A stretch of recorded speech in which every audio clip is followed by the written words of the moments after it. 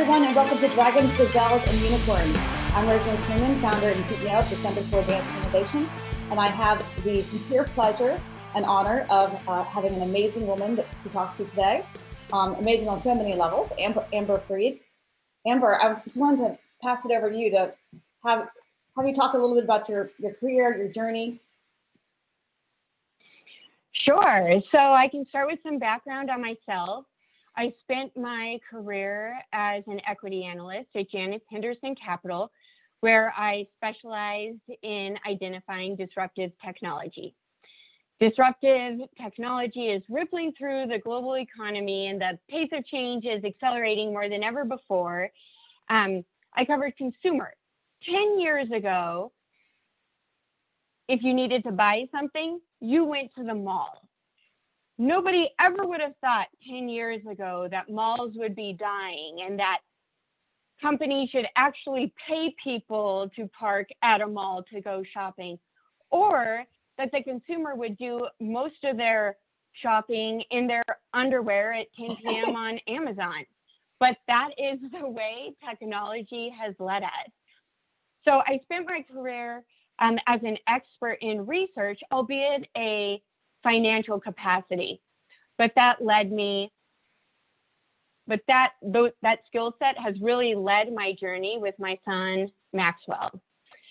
Like many people, I struggled to have children, and I went through 2 years of IVF to have a beautiful set of twins, little Mr. Maxwell Norman and Miss Riley James. And let me tell you, they are the most beautiful, adorable, sweet little twins in the entire world. Best day of my life when I had those little twins. I didn't even know that your heart could implode like it did. Wow, that's amazing. So, by the way, I also love technology. I did my my second thesis on cloud computing. Actually, it was Wow. Yeah, it was really awesome. So could you maybe talk a little bit about Max? Sure. So beautiful little set of twins. Everything was perfect. It was so hard for me to have children. What could possibly go wrong? And by 4 months, we noticed that Maxwell wasn't doing things like his twin sister Riley was doing. I'd fill out their baby book every month with what they did and what I noticed. And I'd put Riley rolled over, and I'd notice Maxwell didn't. And then the next month, Riley would do something and Maxwell didn't. And so I went to my doctor and I said, Maxwell isn't doing the same things Riley is. And he also has this very bizarre set of symptoms. Like he keeps staring at his finger. It looks like he has shivers. And my doctor said, Amber, you're very type A. Don't compare twins. Boys are slower than girls. And you're a crazy new mom. All of those things are right. And I am self-admittedly crazy. And so I'd say, okay. And I'd wait a month, and then the same thing would happen. And mother's intuition would just so clear that something is very, very wrong. Okay, so what happened? How did you finally get him diagnosed? It was very hard. We went through a diagnostic odyssey of going doctor to doctor to doctor with this bizarre set of symptoms. And everybody would say, oh, you're not quite my specialty. So I'd go to the next doctor and the next.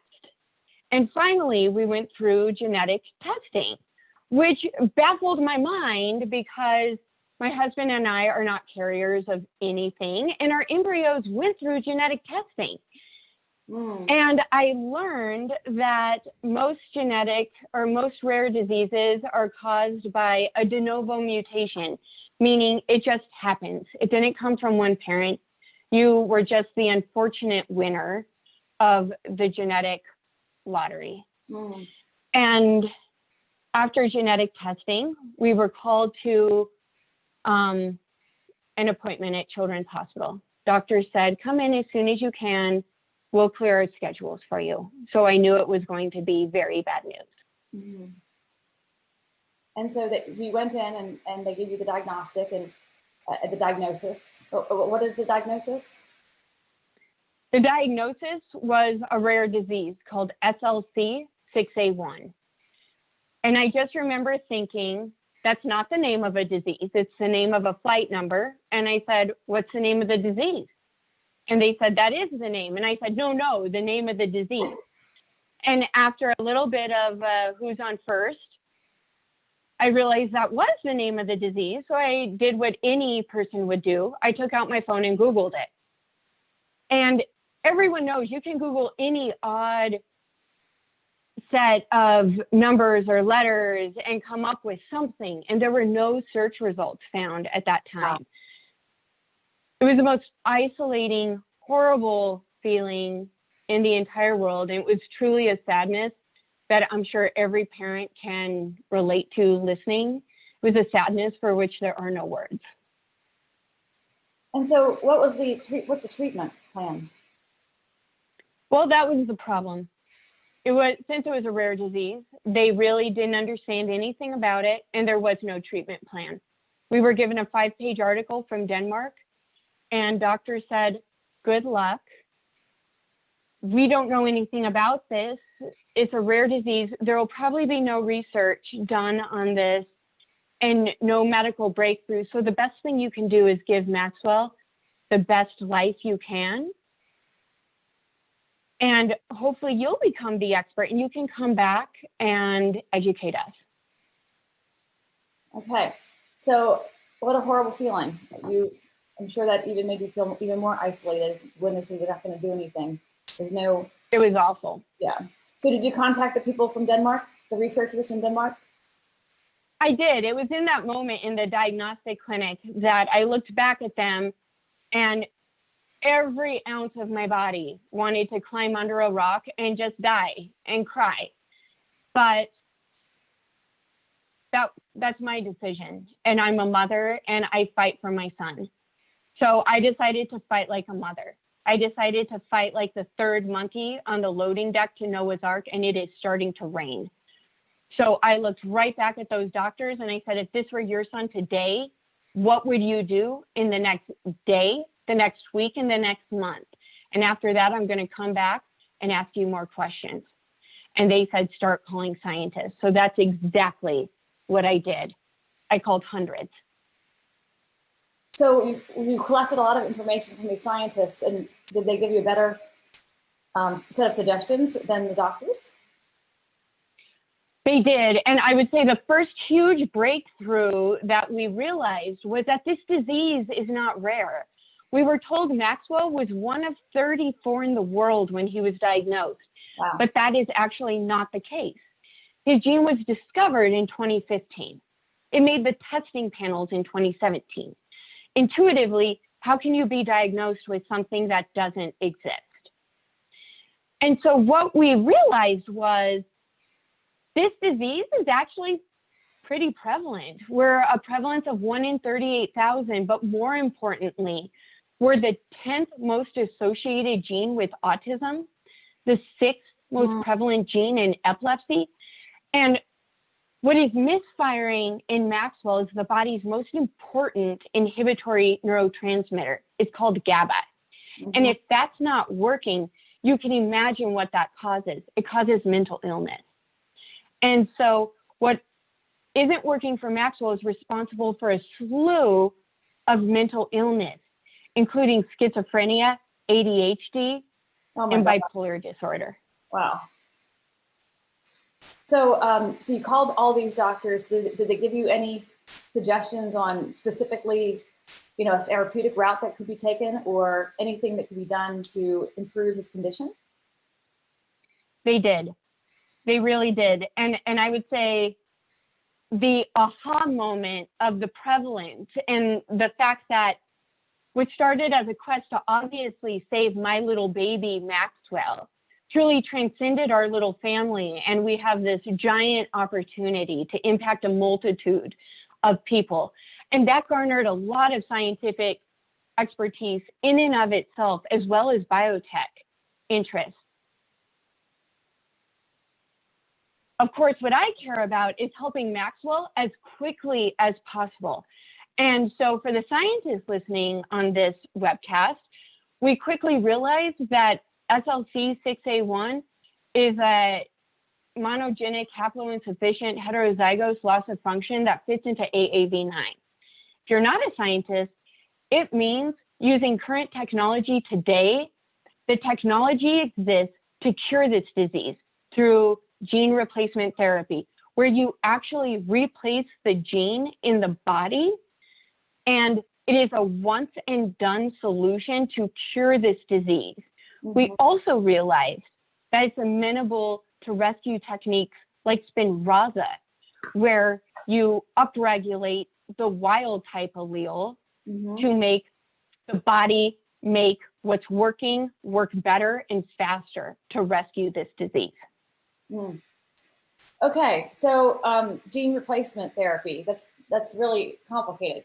Yeah. You know, and actually, but it's actually not. Okay, good. That's what we're going to get to next. So what's really interesting, though, is that because if you had not gotten the genetic testing, you would not have known. So how many people may have that disease, but they don't know because they didn't get the genetic testing? So the prevalence could be much higher. Thousands. Yeah. There are so many people with this disease that have no idea. And hopefully by the time they are diagnosed, there will also be a cure available. So are you working on the cure? We are. We're working on a gene replacement therapy. So tell us about that, how that's going. It's going really, really well. So it might make a little sense to give background, but essentially this very important pipeline of protein is not working in Maxwell. Like if you thought of it like a pipe, it's halfway clogged. And how gene therapy works is you administer a healthy type of the gene via a virus that doesn't make humans sick, and it stacks good copies of the gene on top of bad copies of the gene. Mm-hmm. It's a once and done treatment, and it unclogs the pipe. It's a virus. It's like a vaccine. It will last forever. Okay, wonderful. And so how far along are you on this? We are pretty far along. We have a couple of academic collaborators, and we are through preclinical testing in mice. Okay. So what the next step is going for efficacy and safety in human trials? That's right. Okay. Are you at the pre-IND stage, or have you gotten your IND? We are in that phase. Okay, cool. Well, you know, this, so what do you need to be able to get through the next phase? We really need money. How much money do you need? COVID, our goal is to raise $7 million, and we've raised $2 million so far. Wonderful. So if you're listening on this podcast and you have some funding to give to this very good cause, Amber's going to tell you how you can get in touch with her. Yes, please get in touch with me. Our website is milestonesformaxwell.org. And if you go to that website, you will see my contact information is all over it. My personal cell phone. I reply to text at 3 a.m.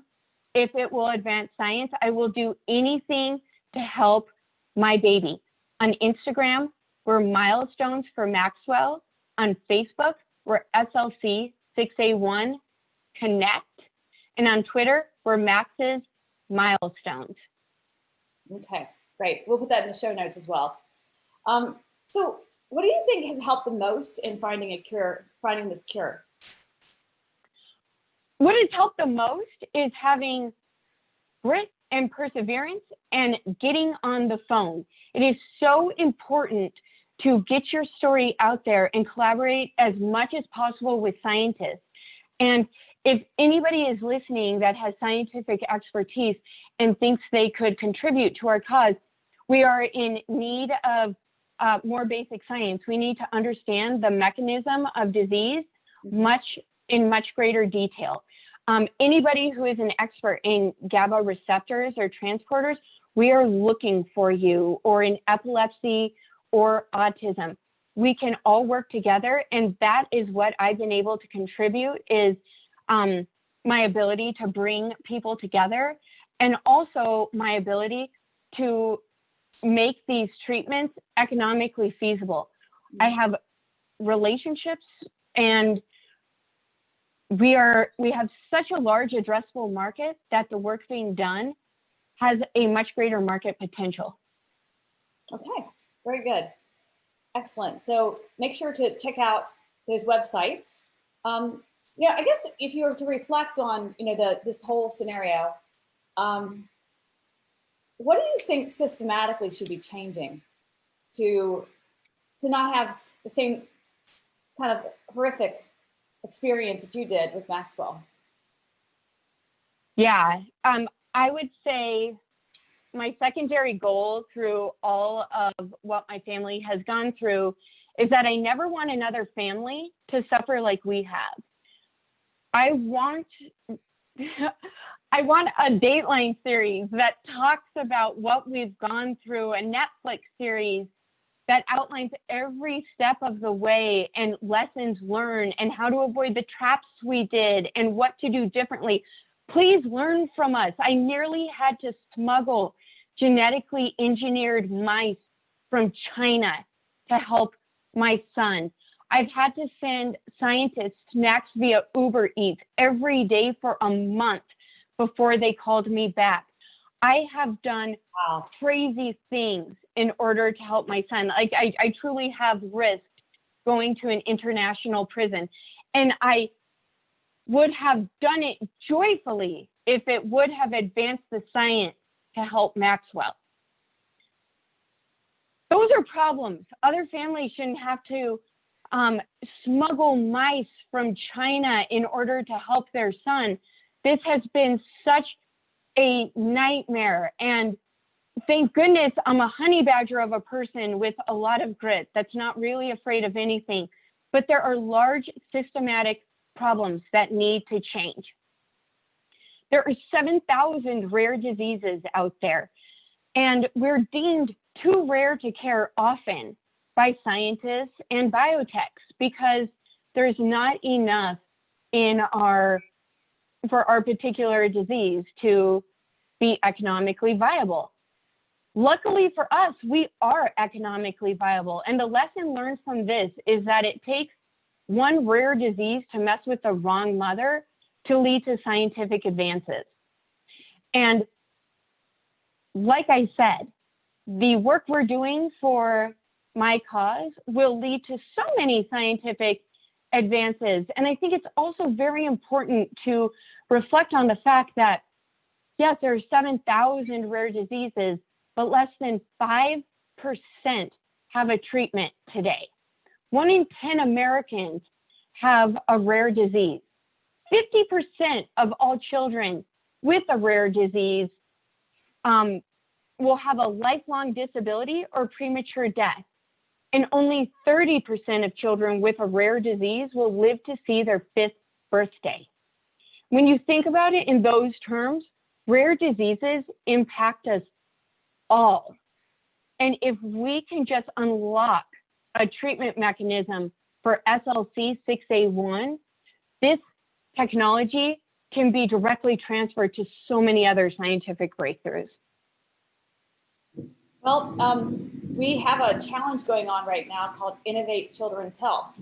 So I would invite everyone listening that's a scientist or who is an investor or in anything related to children's health to enter into the challenge so we can actually try to eliminate as fast as possible some of these orphan disease areas to prevent, this terrible situation that happened to you.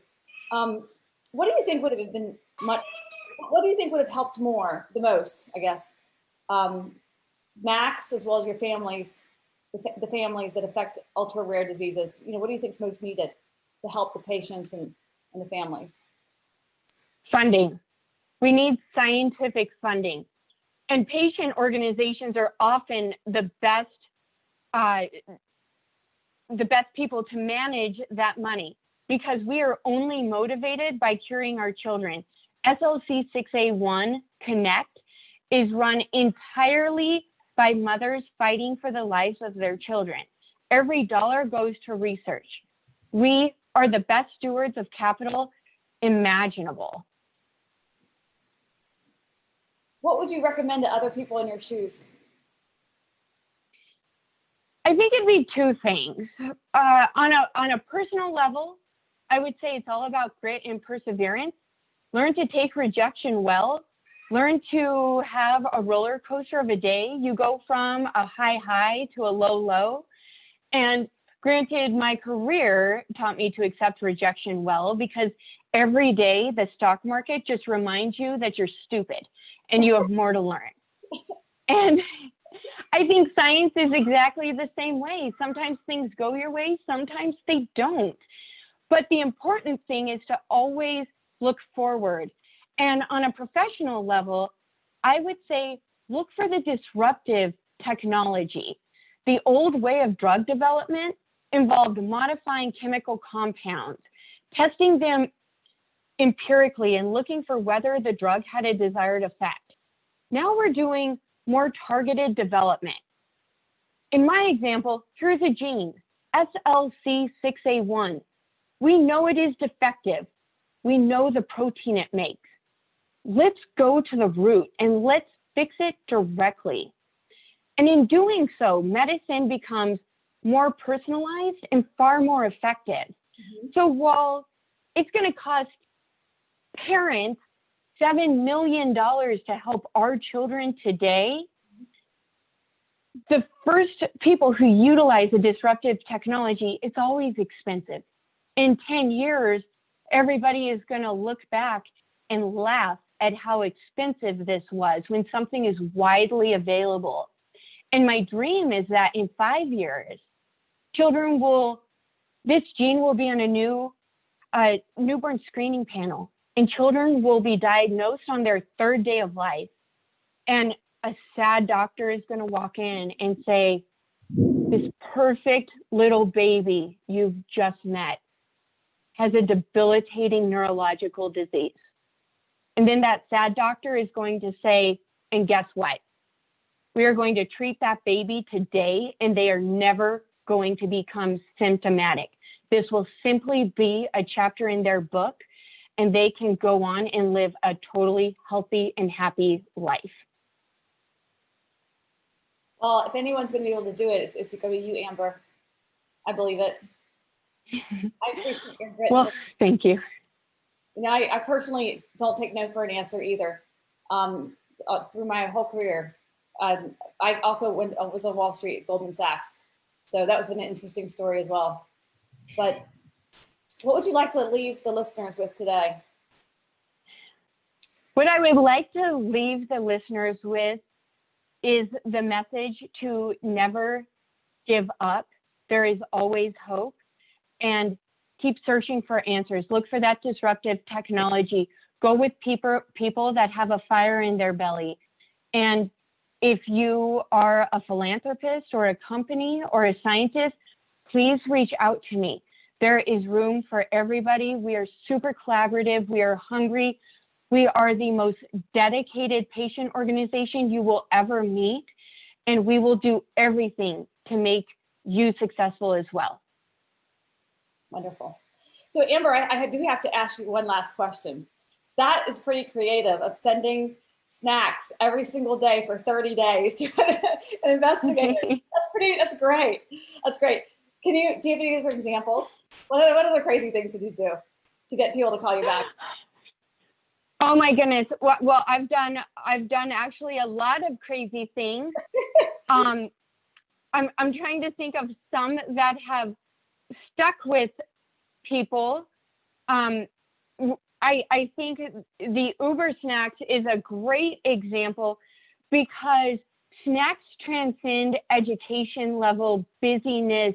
They transcend everything in life. You'd be a fool not to accept cookies at 2 p.m. Yes.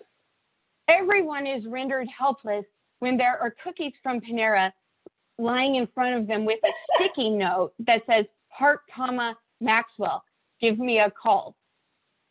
that's weird. I've shown up to conferences and stalked people until, and just randomly showed up next to them. In fact, our investigator on the gene therapy, when he called me back, he said, well, I'm going to a conference tomorrow, so I can't talk to you. And I said, oh my God, you know, I go to so many conferences. Which one are you going to? And he said, oh, the blah, blah, blah. And I called my husband and I said, you were on twin duty. I am leaving right now, going to DIA. I have to take a red eye to DC. And I just showed up. And there he was sitting in the front row by himself. And I had no tickets to this conference. I had no security. I had nothing. And I showed up and I said, do you not know who I am? I'm with, name the keynote speaker and the top scientist speaking. And I said, and I need to go because they're about to speak. And for lack of a better term, I baffled them with my bullshit and they let me in. And I marched right up to that front row and I sat down and he turned to me and he said, hi, Amber. And wow. I'm so glad he knew what I looked like. I've never asked why, because he was either going to file for a restraining order or he thought, you know, who else would be here besides Amber Freed? Oh, it's wonderful. Well, you inspire everyone, and we will help you out as much as humanly possible. We'll get this podcast out. It's streaming live right now, but we're going to push it out everywhere and hopefully get you everything you need to get this trial done as quickly as possible. I really appreciate your time. I can't thank you enough. It was a joy to be on your podcast, and I appreciate the work you're doing, and I look forward to participating in the challenge. Oh, wonderful. Well, you're an inspiration for everyone. Thank you very much, Amber. Have a great day. Okay, thank you. Bye.